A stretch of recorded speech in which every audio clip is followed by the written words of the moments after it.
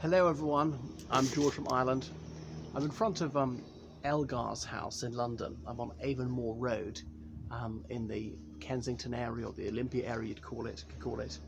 So Edward Elgar is one of the United Kingdom's most famous composers. The British are not very good at classical music. They've got nothing to compare to other Western countries like, say, Germany, France, Italy, Russia, the United States, perhaps Spain. Um, but Elgar is one of the very few who's well known in the 20th century. I don't propose to say a great deal about his music because I don't know much about it. It's above that, that's the blue plaque, that was the door. So I'm imagining he just had one of those flats because he was not very wealthy when he moved in here. He only lived here for 1 year and 3 months. So his wife even had to pawn her pearls just so they could put up the deposit to rent the house.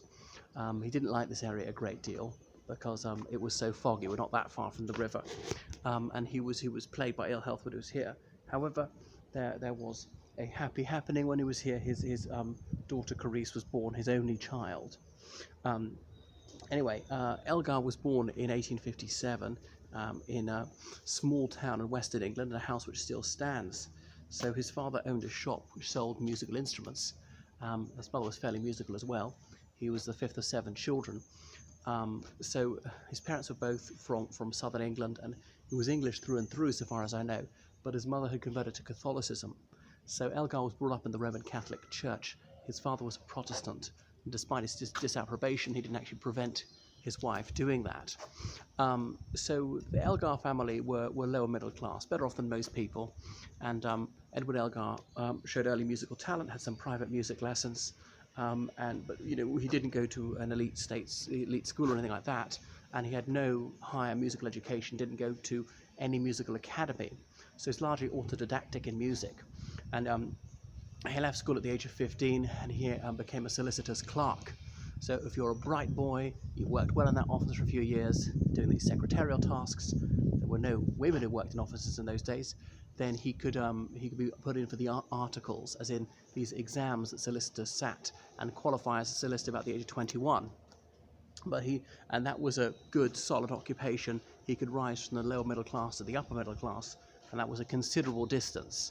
There'd be a steady income, social status, and all the rest of it.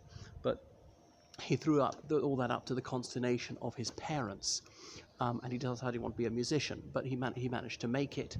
A music teacher. He taught at a school for the sons of blind gentlemen, and so on.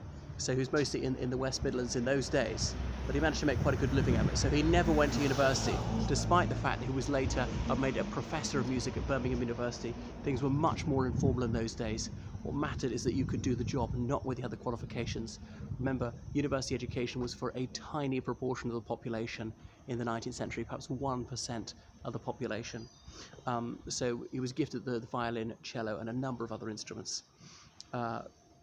And he began to compose, and his pieces started to be performed, so he started to gain recognition. And one of his pupils was a young woman, a Miss Alice Roberts, whose father was a senior army officer. So she and Elgar fell in love. And I say young woman, she was an adult. It wasn't he was having a liaison with an underage pupil. She was in her 20s, so only slightly younger than him. So when he was 9 and 20, they became engaged. So the Roberts family was aghast that their daughter was affianced to this penniless musician, as they saw it, with a very precarious existence. Moreover, he was a Catholic and she was a Protestant. There's quite a lot of anti-Catholicism around at the time. No anti-Catholic laws, but some popular prejudice. Nevertheless, they wed despite familial objections, and they were blissfully happy to the rest of their days. So she served as a business manager for him, and had to cope with him because he could be crabby at times when money wasn't coming through, when there was some sort of block in his creativity, when he felt that people didn't appreciate his compositions. But she was probably much better at handling things than he would have been, because, as I say, he was an irascible figure from time to time, with that rather interesting walrus moustache. Such was the fashion in the late 19th century.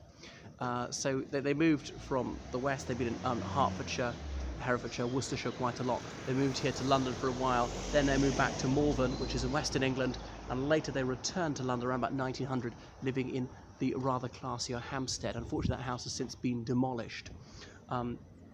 So in 1901, Queen Victoria died. The coronation of Edward VII took place in 1902.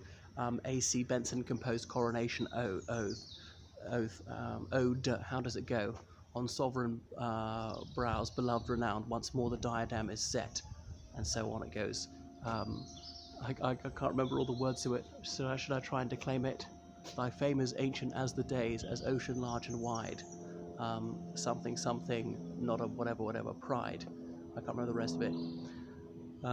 By freedom gained, by truth maintained, thine empire shall be strong. It goes on like that. It's the bit that lead up to land of hope and glory, mother of the free. How shall we extol thee, who are born of thee?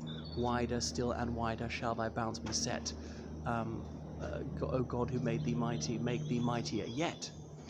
So he composed the music to Elgar in that collaboration with A.C. Benson, who was a teacher at Eton, or Beak as they used to say. So that was really made his name, gained him recognition. He was knighted in 1904. He was awarded the Order of Merit. He was still touchy about his lowly social origins. Music could be very snobby. The fact that he hadn't attended the Royal College of Music, the Royal Academy of Music, or any conservatoire, anything like that. So yeah, he rose in the ranks. Was kind of an establishment figure. He had admired William Byrd, a 17th century English composer, and Henry Purcell. They're not very widely appreciated outside these islands, but he principally looked to German and French composers and wrote on their themes. I can't say more about it because I'm completely unmusical. Anyway, so he died in 1934. I'm not sure where he's buried. He was on the banknotes for a while, but that is Sir Edward Elgar, grand old man of British music. Toodaloo.